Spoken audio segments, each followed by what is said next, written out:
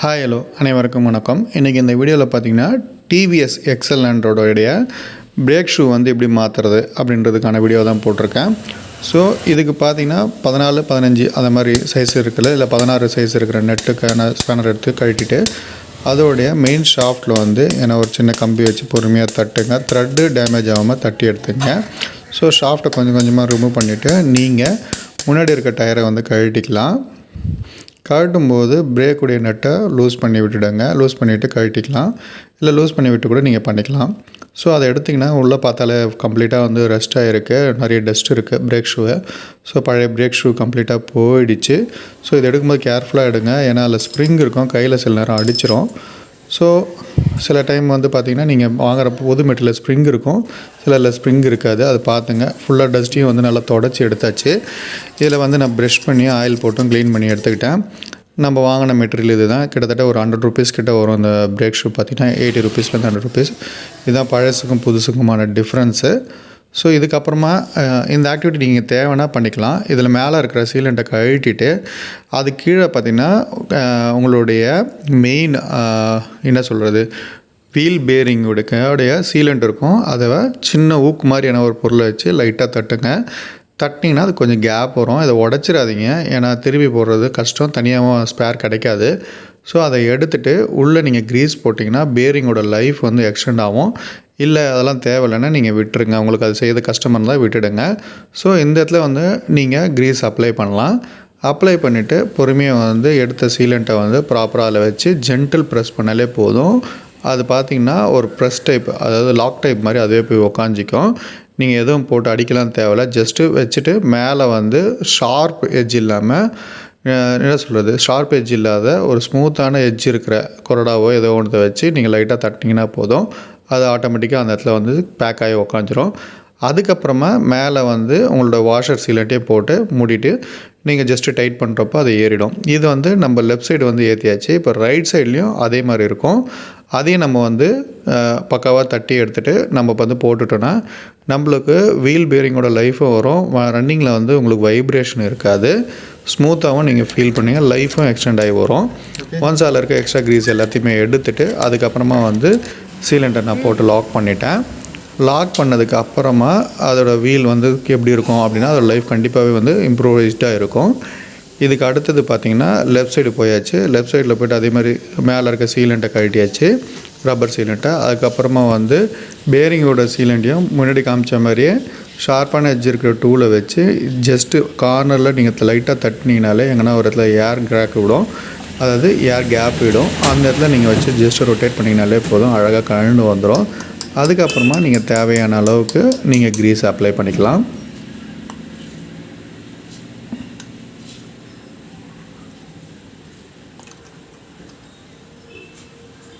So அவ்வளோதான். இதில் வந்து தேவையான அளவு க்ரீஸ் அப்ளை பண்ணி திருப்பி ரீசீல் பண்ணலாம். பார்த்துக்கினாலே தெரியும் உங்களுக்கு நல்லா ட்ரை ஆகி போயிருக்கு. இப்படியே வச்சிங்கன்னா பேரிங் போயிடும், திருப்பி இன்னொரு செட்டு வாங்குற மாதிரி இருக்கும். இது ஓரளவுக்கு நல்லா இருக்கிறதால நான் க்ரீஸ் அப்ளை பண்ணிவிட்டு சீல் பண்ணிவிட்டு மேலே இருக்கிற ரப்பர் சீலையும் போட்டு க்ளோஸ் பண்ணிட்டேன்.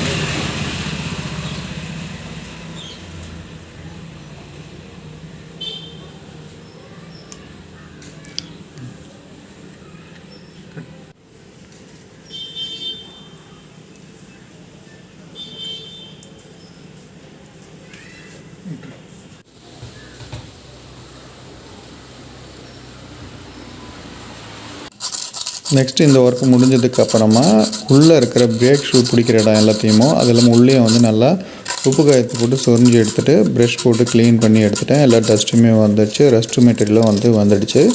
ஸோ இதனால் வந்து பிரேக் பிடிக்கிறப்போ மழை நாளில் வந்து உங்களுக்கு சவுண்ட் வரும் இல்லையா, அந்த சவுண்ட்லாம் அவாய்ட் ஆகும். பிரேக் வந்து ஸ்மூத்தாக இருக்கும், பிரேக் ஷூவோட லைஃப்பும் அதிகமாகும். ஸோ புது பிரேக் ஷூவை ஃபஸ்ட்டு ப்ராப்பராக வச்சுருங்க.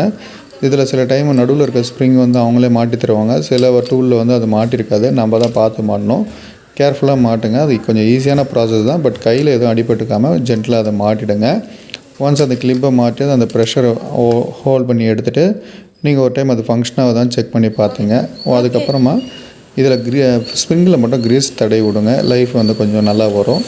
அதை போட்டுட்டு நீங்கள் ஆஸ் யூஷுவல் நம்ம பஞ்சருக்கெலாம் டயரை கட்டினா எப்படி மாட்டுவோமோ அதே மாதிரி அதுக்கான கரெக்ட் பொசிஷனில் வச்சு நீங்கள் ஏற்றிட்டா போதும். உங்களுடைய ஃப்ரண்ட் வீலுடைய பிரேக் ஷூ மாற்றின ஒர்க் வந்து ஈஸியாக முடிஞ்சிடும்.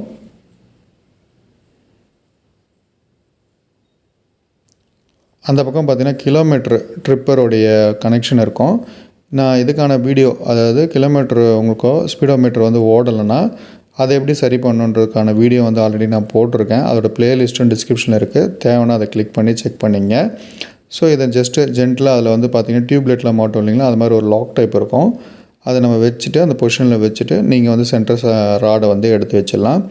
ஸோ சென்டர் ராடை எடுத்து வைக்கிறதுக்கு முன்னாடி அந்த பக்கம் பிரேக் ஷூவோட பொசிஷன் கரெக்டாக இருக்கான்றதையும் பார்த்துங்க. ஸோ சென்டர் ஸ்ட்ரக்சரில் ஜென்ரலாக க்ரீஸ் அப்ளை பண்ணிவிட்டு உள்ளே எடுத்து நம்ம வச்சிடலாம். வச்சுட்டு 2 பக்கமும் தேவையான அளவுக்கு டைட் பண்ணால் போதும். உங்களுடைய பிரேக் ஷூவோடைய பொசிஷன் வந்து செட் ஆகிடும். இதுக்கப்புறம் மெயினானது பிரேக் லெவல். இதுதான் நீங்கள் செட் பண்ணுறப்போ கேர்ஃபுல்லாக இருக்கணும். ஸோ இதை நான் வச்சாச்சு.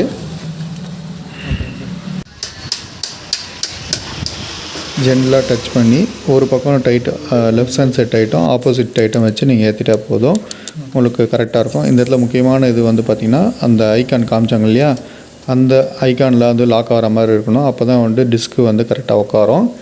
இதுக்கப்புறம் த்ரெட்டை போட்டு ஜென்டலாக டைட் வச்சுருங்க.